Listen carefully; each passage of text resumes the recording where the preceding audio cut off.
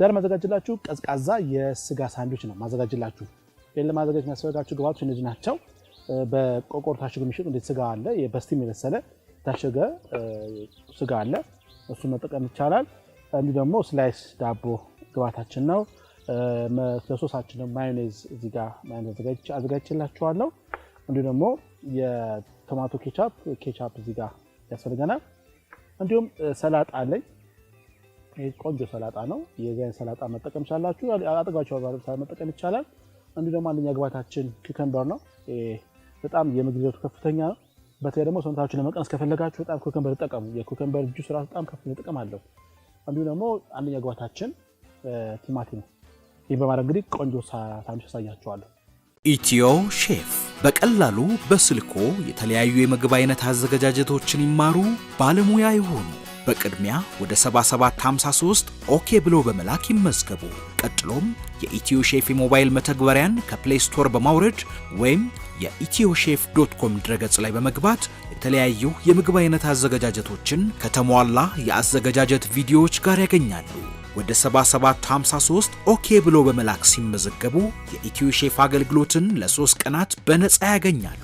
በተጨማሪም የኢትዮ ሼፍን የዩቲዩብ ቻናል ሰብስክራይብ በማድረግ አገልግሎቱን ማግኘት ይችላሉ። ኢትዮ ሼፍ ተካተሉ። የመጀመሪያ ስራችን የሚሆነው ምንድነው? ሶሳችንን ወይ ደግሞ ዳቦ የምንቀባውን ሶስ ማዮኔዙን ከኬቻፑ እናዋህደዋለን ማለት ነው።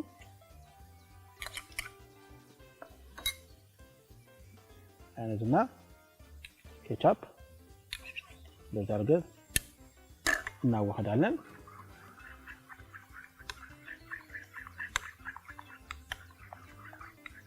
ብዙ ጊዜ ሳንድዊች ላይ የምንቀባው ቾኮሌት ሶስ ይባላል። ካሎሪ አማልቲን ካሎሪ ያመጣል። እኩል ነው።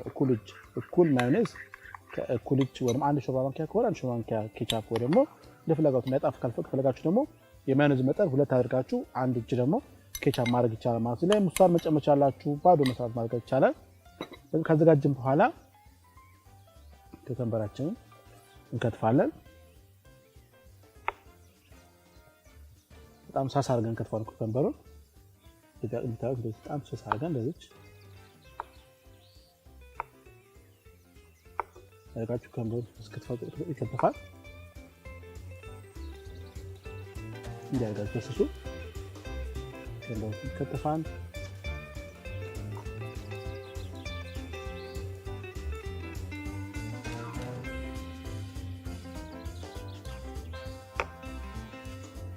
በጣም በቂ ነው። እንደዚህ አዘጋጃለሁ።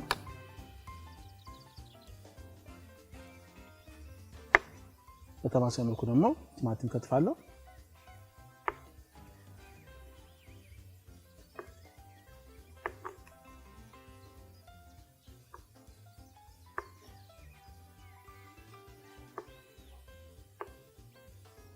ቲማቲም እንደዚህ የዚህን ያክል ቲማቲም በቂ ነው።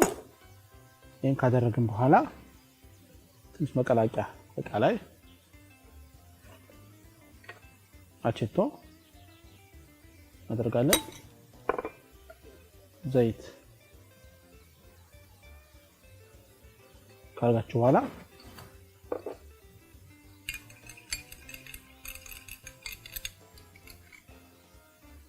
ማዮኔዝ ላይ ስኳር ጨው ስላለው ባጠቀሙ ቆንጆ ነው። በዚህ መልኩ እንግዲህ ይሄንን አድርገን ከጣፈጥነው በኋላ ቀጣይ ስራችን ነው። በጣም ቀላል ስራ ከዚህ በኋላ የምሰራው ታደርጋላችሁ።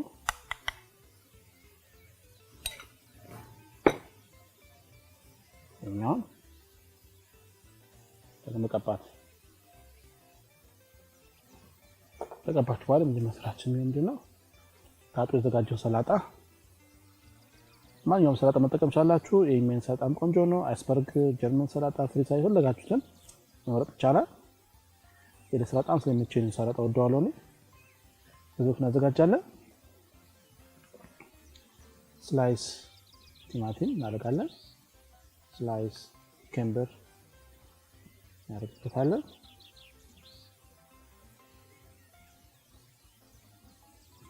ካዘጋጀን በኋላ